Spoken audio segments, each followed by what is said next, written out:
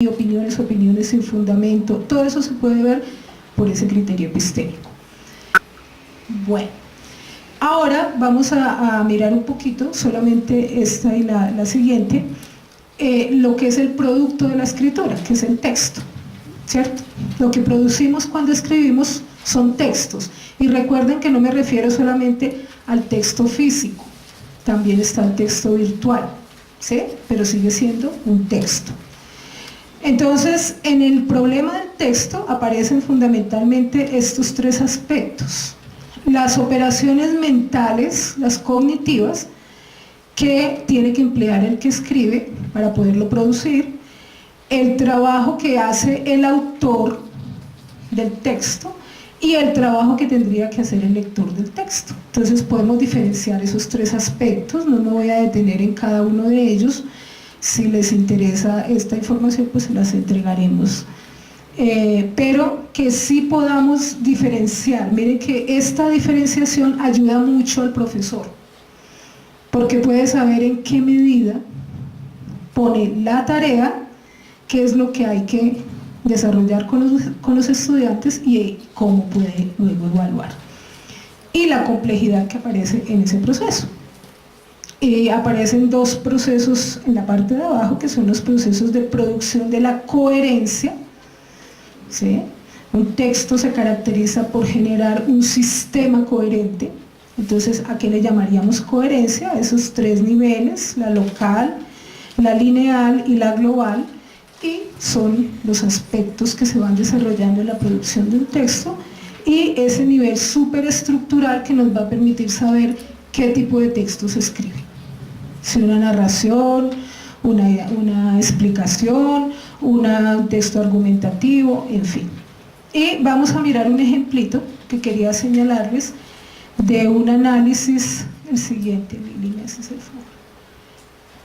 Este es un ejercicio de análisis que yo tengo elaborado del proyecto de la tesis doctoral. Entonces aparece, por ejemplo, el texto es la columna de la izquierda, el texto o discurso es el fragmento que yo tomo y le miro el tipo composicional y hago comentarios al texto.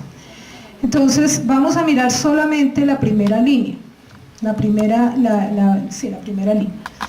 Fíjense que dice allí, porque creo que de pronto atrás no lo leen, dice: el aprendizaje de las matemáticas constituye evidentemente un campo de estudio privilegiado para el análisis de actividades cognitivas fundamentales como la conceptualización, el razonamiento, la resolución de problemas e incluso la comprensión de textos. Y dice de dónde está tomado. Entonces, ¿a qué les parece? ¿De dónde puede provenir un tipo de texto de estos? ¿De dónde? Alguien que habla de esa manera, que escribe de esa manera, ¿eso qué será? ¿Será un problema matemático propuesto? No, ¿cierto? ¿Qué es? ¿Cómo qué? Como un texto académico, ¿cierto? Como una propuesta teórica, ¿cierto? Eso como que lo está diciendo alguien que está exponiendo una teoría sobre el asunto. Entonces, por eso el tipo composicional, estos son categorías del género discursivo, el tipo composicional que se le identifica es que es un tratado teórico, ¿se ve? Entonces ya yo sé que si es un tratado teórico, pues tiene teoría y va a tener una cierta complejidad. Postula una necesidad de análisis de factores del aprendizaje. Fíjense que es utiliza un modo impersonal, no sabríamos quién está hablando, a menos que yo escribí allí el autor, y si no, no sabríamos quién está hablando, ¿cierto? Postula unas categorías por analizar. Entonces cuando nos empiezan a poner categorías, relaciones, uno dice: no, eso es teoría, eso como que no es algo como práctico. Y fíjense que la forma de ser de ese enunciado es una afirmación. Es decir, ese autor dice que eso es el aprendizaje de las matemáticas. Ahí me dieron una definición de aprendizaje de las matemáticas. ¿Sí ven? Entonces, esa complejidad que puede tener un texto es la que me haría saber en qué momento y para quién utilizo ese texto, o en qué momento lo uso yo.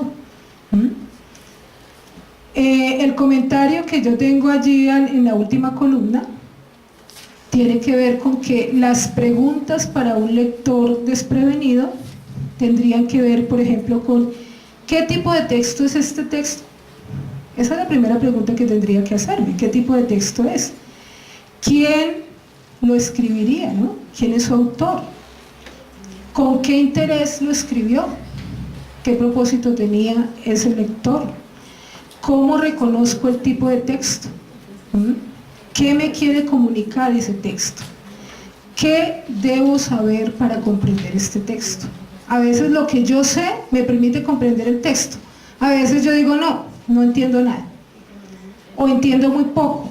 O el diccionario me ayuda y ya soluciono la cosa. Pero en otros casos digo, no, lo abandono porque no, es decir, yo de eso no sé.